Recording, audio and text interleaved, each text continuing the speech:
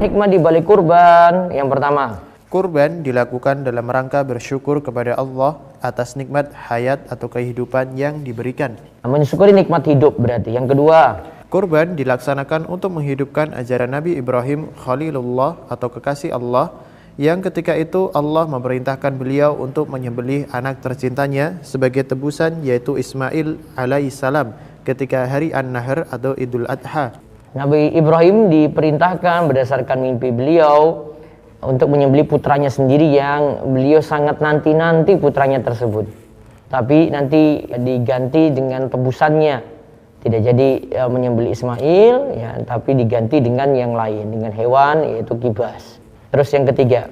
Agar setiap mukmin mengingat kesabaran Nabi Ibrahim dan Ismail, yang ini membuahkan ketaatan kepada Allah dan kecintaan kepadanya lebih dari diri sendiri dan anak.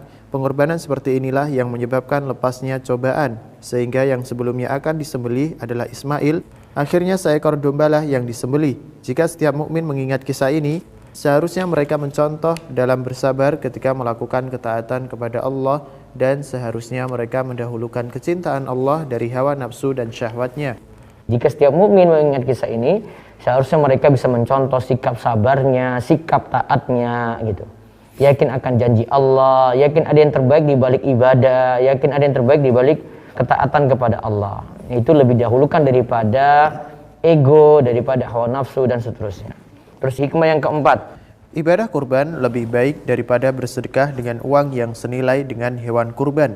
Ibnu Qayyim Allah berkata, penyembelihan yang dilakukan pada waktu mulia lebih afdal daripada sedekah senilai penyembelihan tersebut. Oleh karenanya, jika seseorang bersedekah untuk menggantikan kewajiban penyembelihan pada manasik tamattu dan qiran dalam ibadah haji, meskipun dengan sedekah yang bernilai berlipat ganda, tentu tidak bisa menyamai keutamaan kurban. Ibadah kurban lebih baik daripada bersedekah dengan uang yang senilai dengan hewan kurban. Jadi sama-sama sedekah, misalnya 3 juta gitu ya. Kurban tetap lebih utama karena berkaitan dengan waktu.